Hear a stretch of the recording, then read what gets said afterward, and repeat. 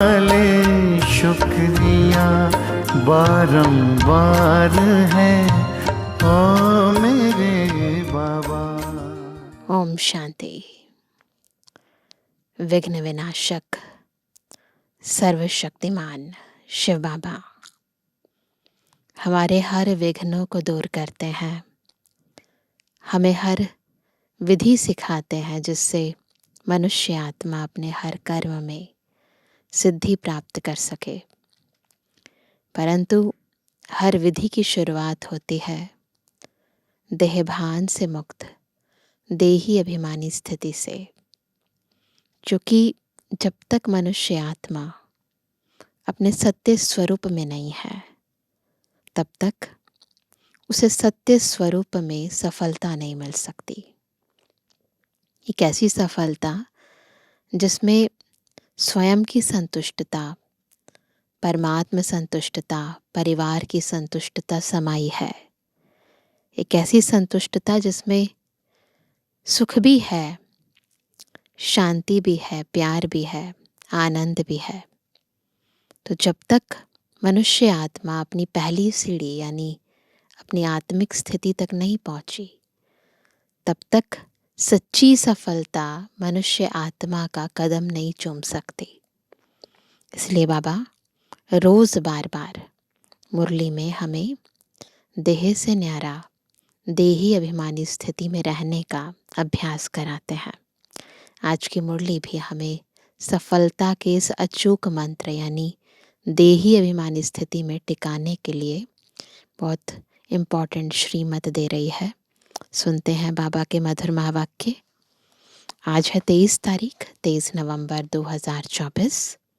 बाबा के महावाक्य हैं, मीठे बच्चे देही अभिमानी बनकर सर्विस करो तो हर कदम में सफलता मिलती रहेगी। हर कदम में, हर कर्म में, हर संकल्प में, हर बोल में सफलता का आधार देही अभिमानी स्थिति। प्रश्न है, किस स्मृति में रहो तो देह अभिमान नहीं आएगा? केवल एक स्मृति है जो हमें इतने जन्मों के देह अभिमान से छुड़ा देती है। उत्तर है, सदा स्मृति रहे कि हम गॉडली सर्वेंट हैं। सर्वेंट को कभी भी देह अभिमान नहीं आ सकता। जितना जितना योग में रहेंगे उतना देह अभिमान टूटता जाएगा। दूसरा प्रश्न है, देह अभिमानियों को ड्रामा अनुसार कौन सा दंड मिल जाता है? अपने आप ही दंड मिल जाता है, क्योंकि गलत करने से उसका परिणाम भी गलत होना अपने आप ही तय हो जाता है। उत्तर है, उनकी बुद्धि में यह ज्ञान बैठता ही नहीं है। अगर बॉडी कॉन्शियसनेस में है तो बुद्धि में ईश्वरीय ज्ञान बैठेगा ही नहीं। साहूकार लोगों में धन के कारण देह अभिमान रहता है, इसलिए वह इस ज्ञान को समझ नहीं सकते। यह भी दंड मिल जाता है। गरीब सहज समझ लेते हैं। तो अगर बुद्धि में स्थूलता का कुछ भी, थोड़ा भी प्रभाव है ना, पता नहीं होता, वो नशा, वो अंदर देह अभिमान का नशा, विनाशी प्राप्तियों का नशा कहीं ना कहीं संकल्पों में, बुद्धि में, वाणी में, कर्मों में झलक जाता है। तो वो जो सूक्ष्म रूप में देह अभिमान है वो सूक्ष्म रूप में ही हमें सजाएं दिलाता है। यानी बुद्धि में ईश्वरीय ज्ञान नहीं बैठ पाता है, क्योंकि बुद्धि मोटी हो जाती है। ओम शांति। रूहानी बाप ब्रह्मा द्वारा राय दे रहे हैं, याद करो तो यह बनेंगे। सतोप्रधान बन अपने पैराडाइज राज्य में प्रवेश करेंगे। यह सिर्फ तुमको नहीं कहते हैं, परंतु यह आवाज़ तो सारे भारत बल्कि विलायत में भी जाएगा, सबके पास। बहुतों को साक्षात्कार भी होगा। किसका साक्षात्कार होना चाहिए? वह भी बुद्धि से काम लेना चाहिए। बाप ब्रह्मा द्वारा ही साक्षात्कार कराकर कहते हैं, प्रिंस बनना है तो जाओ ब्रह्मा व ब्राह्मणों के पास। यूरोपवासी भी इनको समझने चाहते हैं। भारत पैराडाइज था तो किसका राज्य था? यह पूरा कोई जानते नहीं है। भारत ही हेवन, स्वर्ग था। अभी तुम सबको समझा रहे हो। यह सहज राजयोग है जिससे भारत स्वर्ग अथवा हेवन बनता है। विलायत वालों की फिर भी बुद्धि कुछ अच्छी है, वह झट समझेंगे। तो अब सर्विसेबल बच्चों को क्या करना चाहिए? उन्हों को ही डायरेक्शन देने पड़ते हैं। बच्चों को प्राचीन राजयोग सिखाना है। तुम्हारे पास म्यूजियम, प्रदर्शनी आदि में बहुत आते हैं, ओपिनियन लिखते हैं कि यह बहुत अच्छा कार्य कर रहे हैं, परंतु खुद समझते नहीं है। थोड़ा कुछ टच होता है तो आते हैं, फिर भी गरीब अपना अच्छा भाग्य बनाएंगे और समझने का पुरुषार्थ करेंगे। साहूकारों को तो पुरुषार्थ करना ही नहीं है, दे अभिमान बहुत है ना। तो ड्रामा अनुसार जिसे बाबा ने दंड दे दिया है, फिर भी उन द्वारा आवाज कराना पड़ता है। विलायत वाले तो यह नॉलेज चाहते हैं, सुनकर बहुत खुश हो जाएं। गवर्नमेंट के ऑफिसर्स पिछाड़ी कितनी मेहनत करते हैं, परंतु उन्हें फुर्सत ही नहीं है। उन्हों को भल घर बैठे साक्षात्कार भी हो जाए तो भी बुद्धि में नहीं आएगा। तो बच्चों को बाबा राय देते हैं, ओपिनियन अच्छी अच्छी इकट्ठी करके उनका एक अच्छा किताब बनावे। राय दे सकते हैं, देखो कितना सबको यह अच्छा लगता है। विलायत वाले व भारतवासी भी सहज राजयोग जानने चाहते हैं। स्वर्ग के देवी देवताओं की राजाई जो सहज राजयोग से भारत को प्राप्त होती है, तो क्यों ना यह म्यूजियम गवर्नमेंट हाउस में अंदर लगा दे, जहाँ कॉन्फ्रेंस आदि होती रहती है। यह ख्यालात बच्चों के चलने चाहिए। तो बाबा हमें कैसे बड़े बड़े लोगों की सेवा करनी है वो विधि बता रहे हैं। अभी टाइम लगेगा, इतनी जल्दी नर्म बुद्धि नहीं होगी। गोदरेज का ताला बुद्धि को लगा हुआ है, अभी आवाज निकले तो रेवोल्यूशन हो जाए ना। ये साकार बाबा की बातें हैं, परंतु उसके बाद तो गवर्नमेंट हाउसेस में बहुत सारे सरकारी ऑफिसेस के अंदर बहुत सेवाएं हुई हैं बाबा की। तो बाबा कहते हैं हाँ, होना ज़रूर है।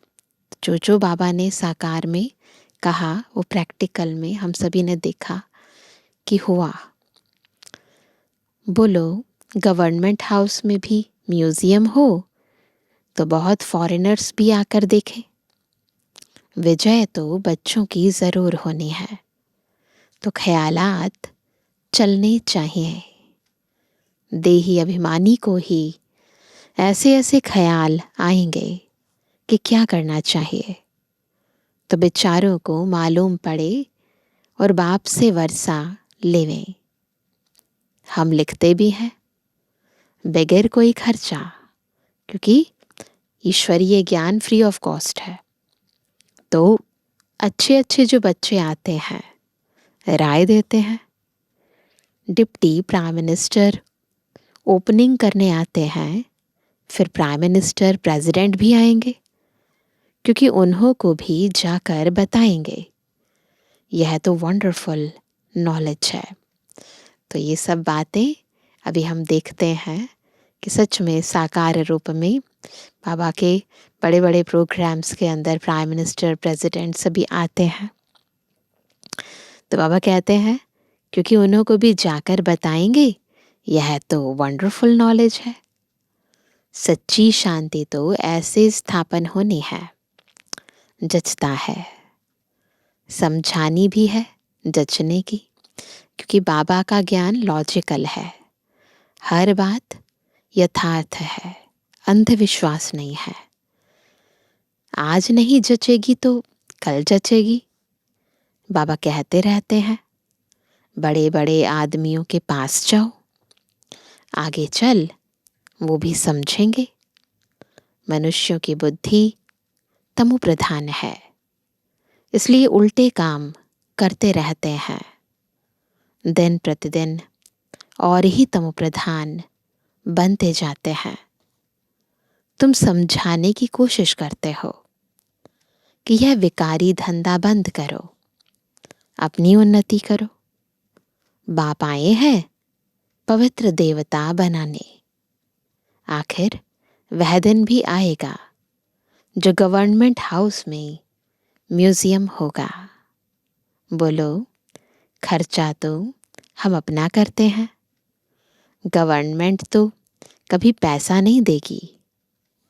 तुम बच्चे कहेंगे हम अपने खर्चे से हर एक गवर्नमेंट हाउस में यह म्यूजियम लगा सकते हैं। एक बड़े गवर्नमेंट हाउस में हो जाए तो फिर सब में हो जाए। समझाने वाला भी ज़रूर चाहिए। उनको कहेंगे टाइम मुकर्रर करो, जो कोई आकर रास्ता बतावे। बिगर कौड़ी खर्चा जीवन बनाने का रास्ता बताएंगे। यह आगे होने का है, परंतु बाप बच्चों द्वारा ही बताते हैं। अच्छे अच्छे बच्चे जो अपने को महावीर समझते हैं, उनको ही माया पकड़ती है। बड़ी ऊंची मंजिल है, बड़ी खबरदारी रखनी है। बॉक्सिंग कम नहीं है, बड़े ते बड़ी बॉक्सिंग है। रावण को जीतने का युद्ध का मैदान है।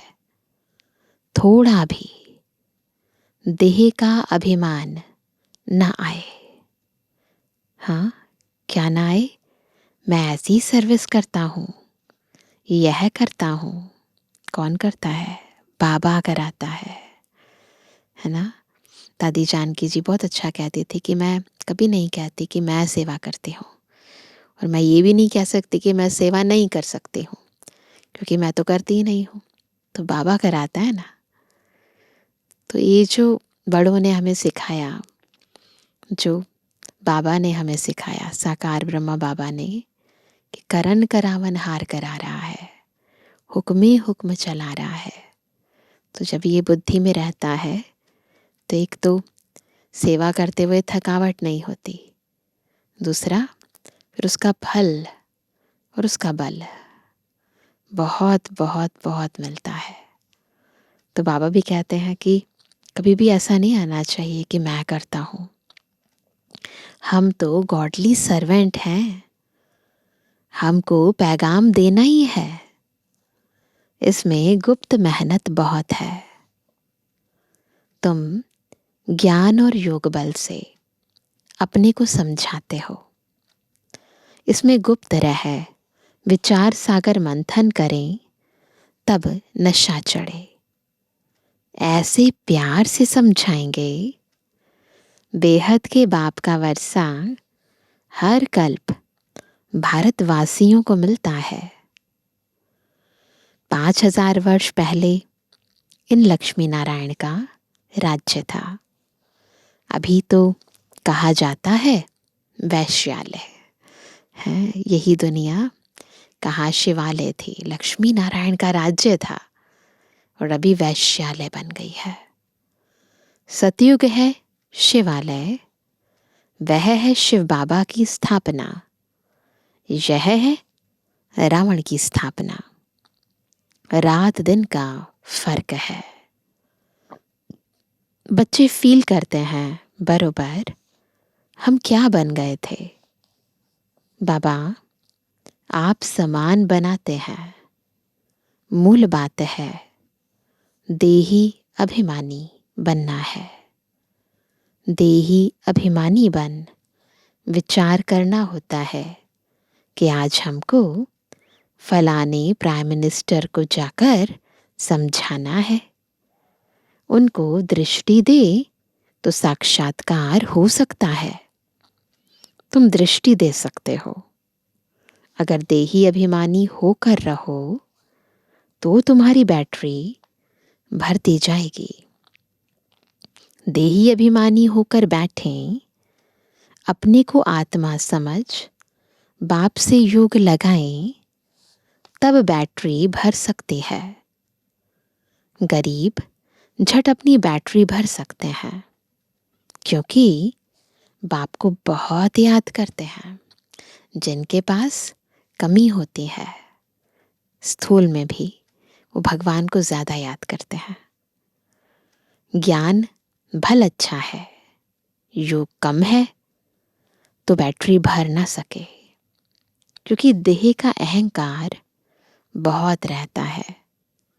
योग कुछ भी है नहीं, इसलिए ज्ञान बाण में जौहर नहीं भरता। न ज्ञान के बाण में जौहर तब भरता है जब याद का बल हो। तलवार में भी जौहर होता है। वही तलवार 10 रुपया, वही तलवार 50 रुपया। गुरु गोविंद सिंह की तलवार का गायन है। ऐसे बहुत सारे राजा महाराजाओं की तलवार का गायन है। इसमें हिंसा की बात नहीं। यहाँ पर कोई स्थूल तलवार की बात नहीं है। ये ज्ञान की तलवार है, ज्ञान की कटारी है। देवताएं हैं डबल अहिंसक। आज भारत ऐसा, कल भारत ऐसा बनेगा। तो बच्चों को कितनी खुशी होनी चाहिए। कल हम रावण राज्य में थे तो नाक में दम था। आज हम परम पिता परमात्मा के साथ रहे हुए हैं। अब तुम ईश्वरीय परिवार के हो। सतयुग में तुम होंगे दैवी परिवार के। अब स्वयं भगवान हमको पढ़ा रहे हैं। हमको कितना प्यार मिलता है भगवान का। आधा कल्प रावण का प्यार मिलने से बंदर बन पड़े हैं।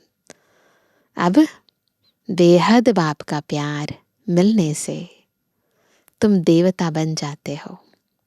तो रावण का प्यार क्या है? देह अभिमान वश प्यार है। प्यार भी नहीं कहेंगे उसे, तो मोह कहेंगे, दुख देने वाला। तो बंदर बना देता है। काम क्रोध लोभ मोह अहंकार वश बना देता है, जैसे इंसान गुलाम हो जाता है। तो बाबा कहते हैं 5000 वर्ष की बात है, उन्होंने लाखों वर्ष लगा दिए हैं। यह भी तुम्हारे जैसा पुजारी था। ब्रह्मा बाबा सबसे लास्ट नंबर झाड़ में खड़ा है। झाड़ का चित्र देखा है ना? बाबा ने देखा है ना? तुमने बाबा बिल्कुल ऊपर खड़े हैं। सतयुग में तुमको कितना अथाह धन था। फिर जो मंदिर बनाए उनमें भी इतना अथाह धन था। जिसको आकर लूटा, मंदिर तो और भी होंगे, प्रजा के भी मंदिर होंगे। प्रजा तो और ही साहूकार होती है।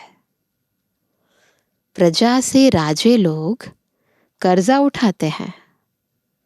यह बहुत गंदी दुनिया है। सबसे गंदा मुल्क है कलकत्ता।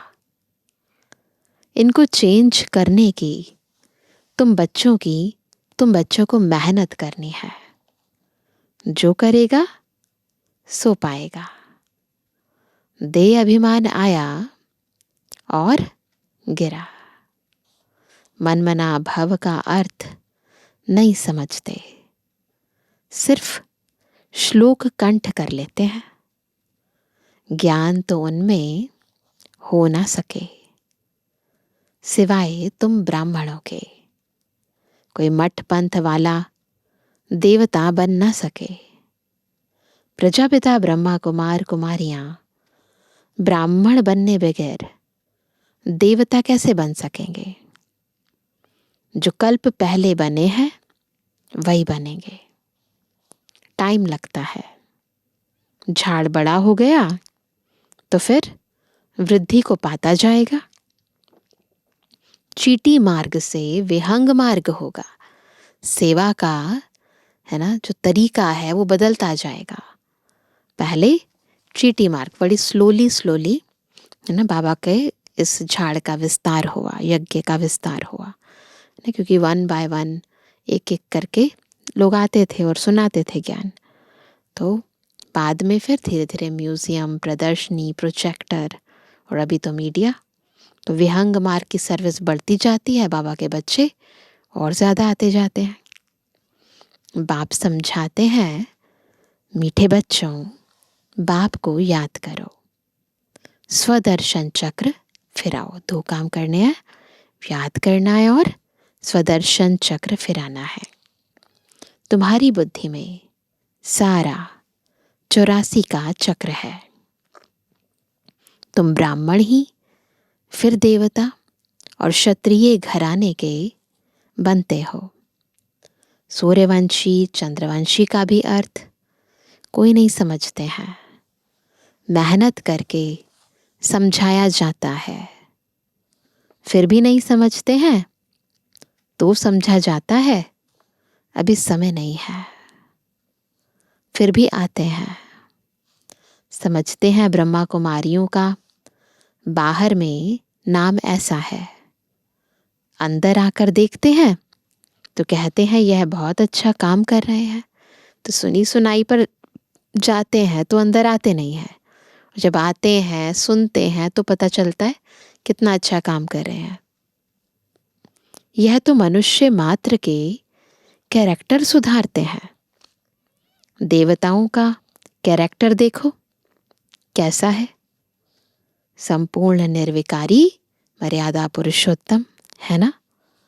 बाप कहते हैं काम महाशत्रु है। इन 5 भूतों के कारण ही तुम्हारा कैरेक्टर बिगड़ा हुआ है। जिस समय समझाते हैं उस समय अच्छा बनते हैं। बाहर जाने से सब कुछ भूल जाता है। तब कहते हैं 100 करे श्रृंगार, है ना। जैसे गधे का कितनी भी बारी श्रृंगार करो परंतु फिर मिट्टी में जाकर लिथड़ जाता है। वैसे ही बाबा कहते हैं यहाँ भी बाबा ज्ञान रत्नों से श्रृंगार करते हैं, फिर बाहर जाते हैं, घर जाते हैं, फिर बॉडी कॉन्शियसनेस में आकर वैसे के वैसे बन जाते हैं। यह बाबा गाली नहीं देते, समझाते हैं। दैवी चलन रखो, क्रोध में आकर भौंकते क्यों हो। चीखते हैं, चिल्लाते हैं, गलत शब्दों का उच्चारण करते हैं। स्वर्ग में क्रोध होता नहीं। बाप कुछ भी सामने समझाते हैं, कभी भी गुस्सा नहीं आता था। बाबा कुछ भी सामने समझाते थे ना तो कभी भी गुस्सा नहीं आता था।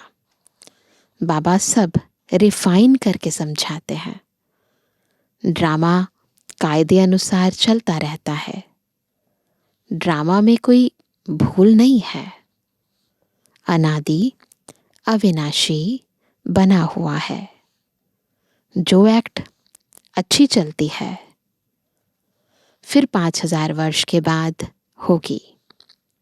कहीं कहते हैं यह पहाड़ी टूटी फिर कैसे बनेगी।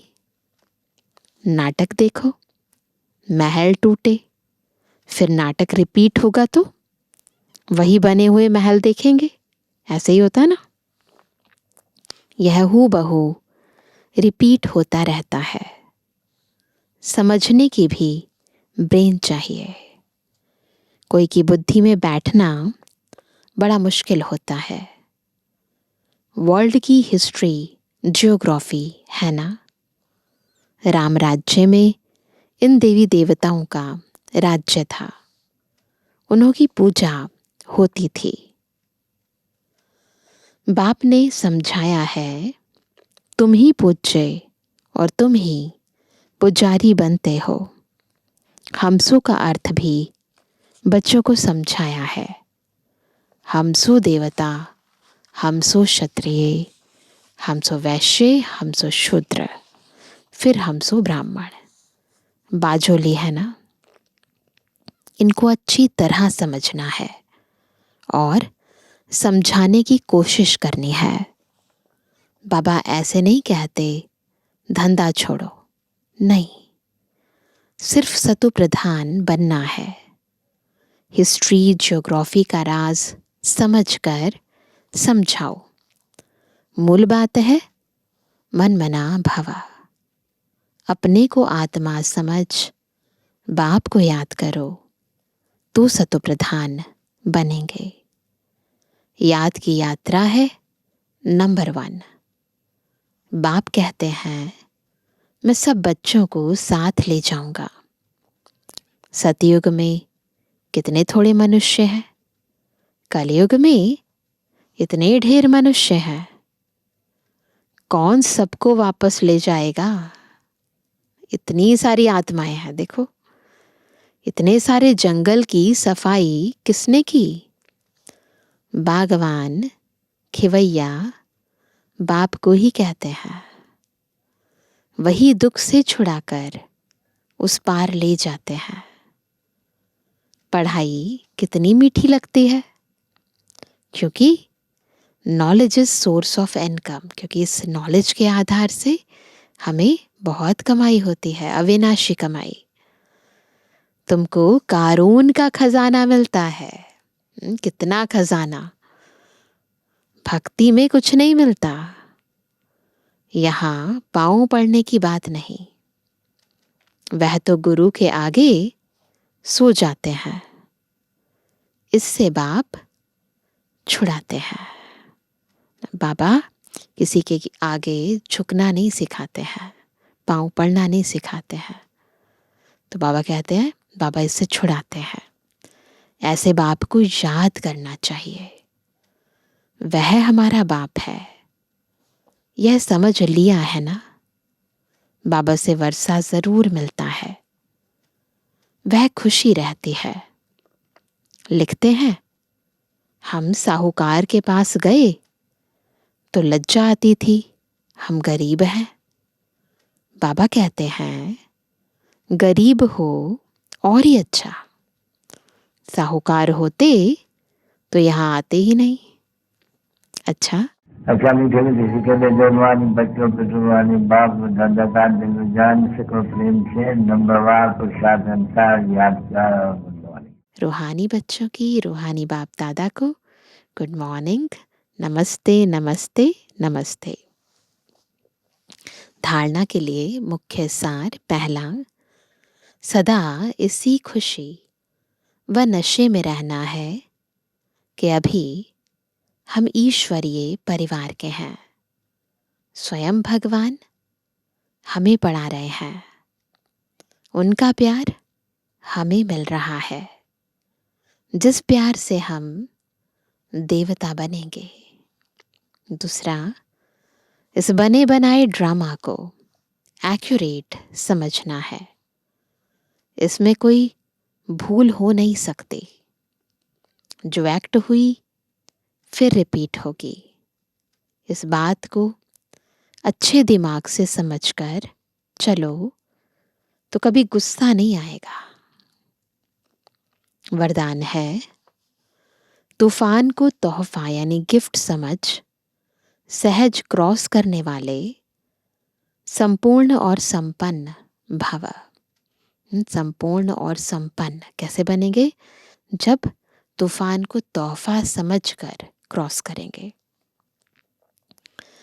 जब सभी का लक्ष्य संपूर्ण और संपन्न बनने का है, तो छोटी छोटी बातों में घबराओ नहीं। मूर्ति बन रहे हो तो कुछ हैमर तो लगेंगे ही।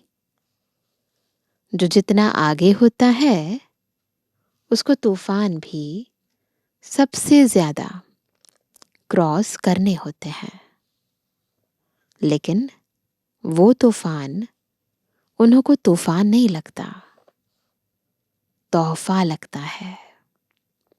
यह तूफान भी अनुभवी बनने की गिफ्ट बन जाते हैं। इसलिए विघ्नों को वेलकम करो और अनुभवी बनते आगे बढ़ते चलो। तो हर तूफान तोहफा लेकर आता है। मुश्किलें आती हैं, बहुत कुछ सिखा कर जाती हैं, हमें बहुत अनुभव देकर जाती हैं, इसलिए उनका वेलकम करो। स्लोगन है, अलबेलेपन को समाप्त करना है तो स्व चिंतन में रहते हुए स्व की चेकिंग करो। एक तो स्व चिंतन करना है, फिर स्वयं की चेकिंग करना है। तो जब चेकिंग करते हैं तो उन चेकिंग करने के बाद जो चेंज करना है उसका यथार्थ पता चलता है, और जब उस कार्य में बिजी रहते हैं तो अलबेलापन खत्म हो जाता है। तो आज क्या पुरुषार्थ करेंगे सभी ना, ये ईश्वरीय नशा रहे, रूहानी नशा रहे। हम कौन हैं, हम किसके बच्चे हैं, किसके परिवार के हैं, है ना, कौन हमें पढ़ा रहा है, कौन हमारा गुरु है। ईश्वरीय नशे, इन सब की लिस्ट बनानी है। तो जब हम लिस्ट बनाते हैं और उस लिस्ट को बार बार रिवाइज करते हैं तो अंदर की खुशी, अंदर का नशा बरकरार रहता है। तो आज सभी ये लिस्ट बनाएंगे, और जब जब आपको ऐसा लगे कि मूड थोड़ा सा ऊपर नीचे हो रहा है तो उस लिस्ट को पढ़कर देखना, दोबारा से नशा और खुशी इमर्ज हो जाएगा। तो ये जो स्मृति है कैसे हमारी स्थिति को बदलती है, तो ऑटोमेटिकली फिर धीरे धीरे वो खुशी, वो नशा स्थायी बना देती है। तो ऐसे हम विशेष पुरुषार्थ करेंगे, इन नशों को, इन खुशियों के कारण को दोहराएंगे। अच्छा, ओम शांति।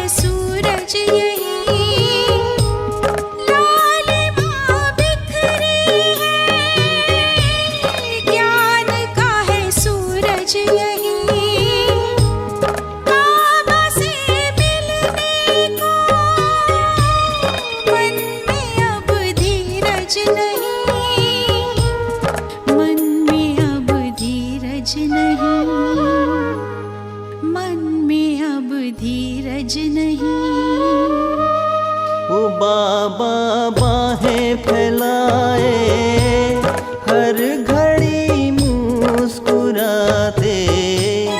मना लो मन से मिलन, मना लो मन से मिलन। उड़ चलो पार गगन, वही है अपना वतन। उड़ो अब बिंदु बनकर, देह अभिमान तज कर। उड़ो अब बिंदु बनकर।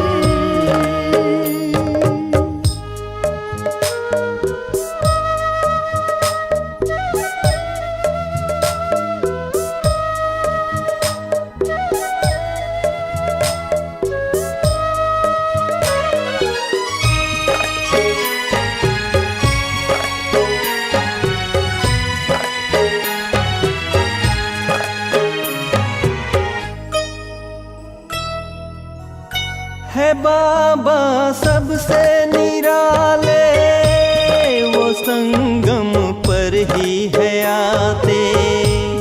है बाबा सबसे निराले, वो संगम पर ही है आते। बनो संपन्न बच्चों, हमें देते इशारे, हमें देते इशारे। हमें देते इशारे। अनुभव से है कहते, बाबा का संदेश देते। बनाते स्वर्णिम चमन, बनाते स्वर्णिम चमन। उड़ चलो पार गगन, वही है अपना वतन। उड़ो अब बिंदु बनकर, देह अभिमान तज कर। उड़ो अब बिंदु बनकर, देह अभिमान तज कर। उड़ चलो पार गगन, वही है अपना वतन।